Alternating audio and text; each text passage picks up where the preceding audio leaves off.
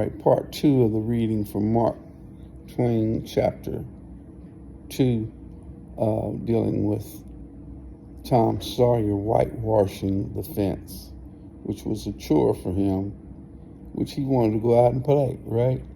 Aren't we a lot like that, where we know we have to do something on a fence as a chore, but we want to go and play? But anyway, here we go. This is when one of his friends comes up. "Hello, old chap. You got to work, hey?" Tom wheeled suddenly and said, "Why, it's you, Ben. I warn't noticing. Say, I'm going in a swimming, I am. Don't you wish you could? But of course you'd rather work, wouldn't you? Of course you would." Tom contemplated the boy a bit and said, "What do you call work? Why, ain't that work?"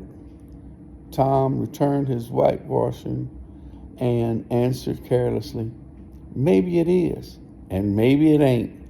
All I know, it suits Tom Sawyer." "Oh, come now. You don't mean to let on like you like it." The brush continued to move.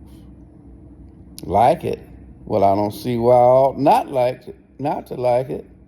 Does a boy get a chance to whitewash a fence every day?" That put the thing in a whole new light. Ben stopped nibbling his apple.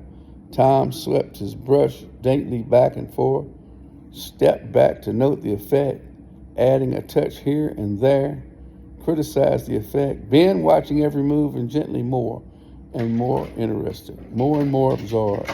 Presently he said, "Say, Tom, let me whitewash a little." Tom considered, was about to consent, but he altered his mind. No, I reckon. It would hardly do. Ben, you see, Aunt Polly's awful particular about this fence right here on the street, but if it was the back fence, I wouldn't mind. She would. Yes, she's awful particular about this fence. It's got to be done very careful. I reckon there ain't one boy in 1,000, maybe 2,000, that can do it the way it's got to be done. No. Is that so? Oh, come now. Let me just try. Only just a little. I'd lent you if you was me, Tom. Ben, I'd like to, honest Injun, but Aunt Polly, well, Jim wanted to do it, but she wouldn't let him. Sid wanted to do it, but she wouldn't let Sid. Now, don't you see how I'm fixed?